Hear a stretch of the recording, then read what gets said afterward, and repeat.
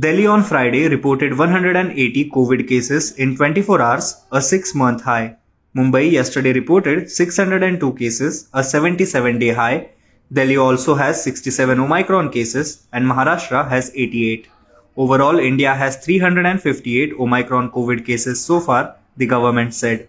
The increase in COVID cases in Delhi is worrying. 125 were reported in 24 hours yesterday, 91 on Tuesday, and 69 on Saturday. Active COVID cases, including all known strains, are now 624.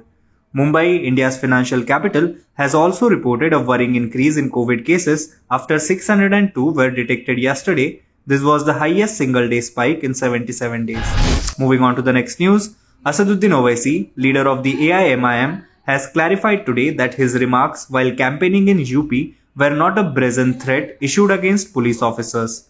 He was forced to offer this defense after an excerpt from his speech in Kanpur went viral. In the clip, he is heard saying, "Please remember, Yogi will not be the chief minister always. Modi will not be the prime minister forever. We Muslims will not forget your injustice. We will remember this injustice. Allah will destroy you through his strength. Things will change. Who will come to save you then? When Yogi will return to his mud and Modi will retreat to the mountains, then who will come?" he had said. Moving on to the next news, Christmas celebrations at a school in Karnataka's Mandya district were interrupted on Thursday by a group of Hindutva activists who forced their way in and threatened the school authorities in the latest such attack caught on video. According to the headmistress of Nirmala English High School and College, members of right-wing groups forced their way into the institution when the students had organized a Christmas celebration.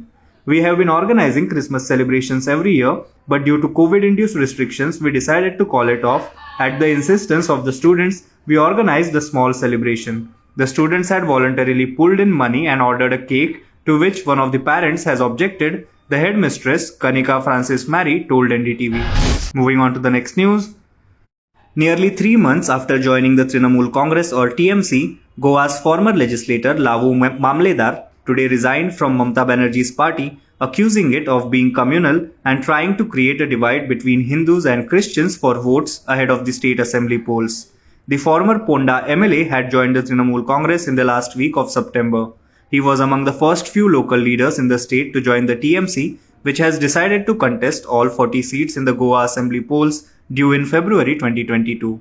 He also alleged that the Trinamool Congress was collecting the data of people in the name of rolling out a welfare scheme for women in the state if it is voted to power after the elections. Moving on to the next news, Union Minister Ajay Mishra Teni has alleged an attempt to blackmail him with videos of the violence in Lakhimpur Kheri, the police said, as 5 people were arrested today.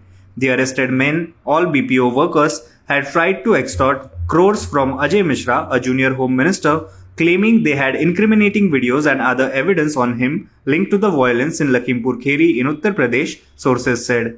Ajay Mishra, the police said, reported the extortion calls on December 17, after which his house in Delhi was placed under surveillance. 4 of the men were arrested from Noida and 1 from Delhi.